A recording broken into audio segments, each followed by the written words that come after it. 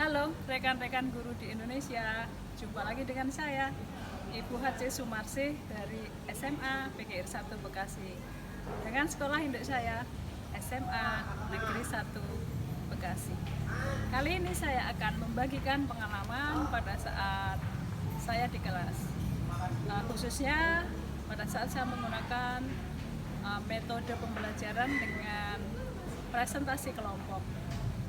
Rekan-rekan, pernah nggak sih pada saat presentasi ataupun mungkin lagi KBM seperti biasa, tiba-tiba ada anak-anak kita yang tertidur di kelas?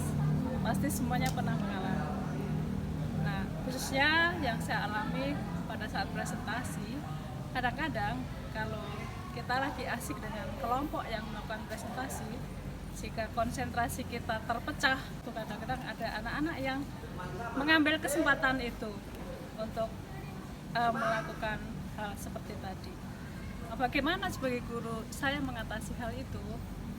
Saya siasati dengan supaya siswa semuanya mengikuti presentasi, supaya semuanya mengerti apa yang disampaikan oleh teman-teman yang lain. Maka sebelum presentasi saya biasanya membagikan kertas, secuil kertas ini saya potong-potong, tapi ini sudah ditempel ya. Saya bagikan kertas, kemudian saya wajibkan bagi setiap siswa yang tidak melakukan presentasi untuk memberikan boleh pertanyaan, boleh masukan, sehingga tak ada satupun anak-anak yang tertidur Bapak Ibu.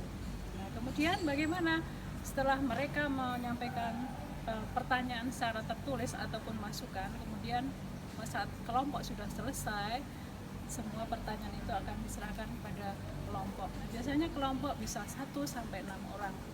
Nah, sehingga jika satu kelas itu ada 35 siswa, maka pastinya akan ada sekitar 30 pertanyaan yang masuk. 30 pertanyaan yang secara tertulis itu kemudian akan dibagikan di kelompok untuk disebarkan bahwa setiap anggota kelompok paling tidak akan menjawab 5 pertanyaan. Nah, hasilnya akan menjadi seperti ini ya. Jadi ini pertanyaan dari anak-anak mungkin yang kreatif ya. Kadang-kadang ada dikasih gambar-gambar lucu, dan kalau saya cek dari jawaban-jawaban ini, karena pertanyaan ini nggak langsung dijawab, ini boleh dibawa pulang, kemudian minggu berikutnya nanti baru disampaikan.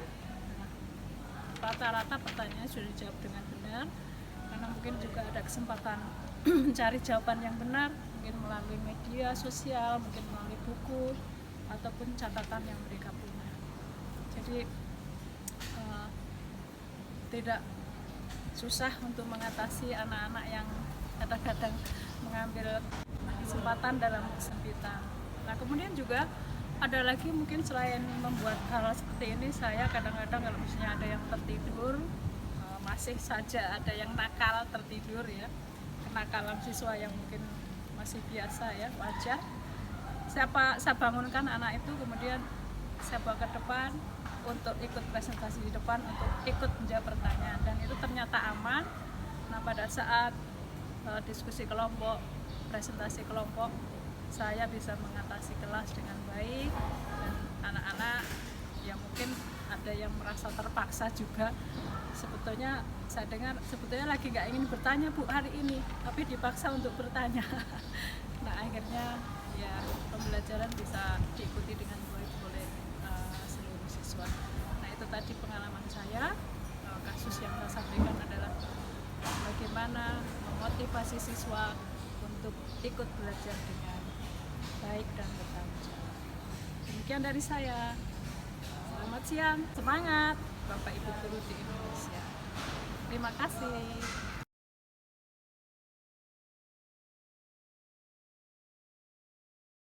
Bapak, dipersilakan. Mau nanya ke materinya Christian. Kan tadi di materinya Christian ada demokrasi konstitusional. Apa sih yang dimaksud sama demokrasi konstitusional? Kristen itu kalau nggak salah mekanisme tadi ya? Ya, tapi tadi awal ada nyebut demokrasi konstitusional. Oke.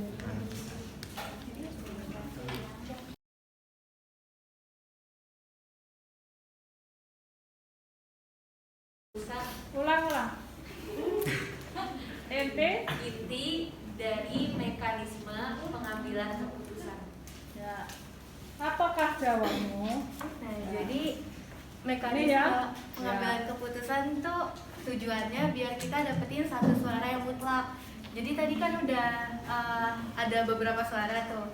Nah, metode-metodenya tuh ini musyawarah mufakat, voting, sama aklamasi. Caranya ya, bukan Iya, metode. Caranya Caranya 3 hal itu.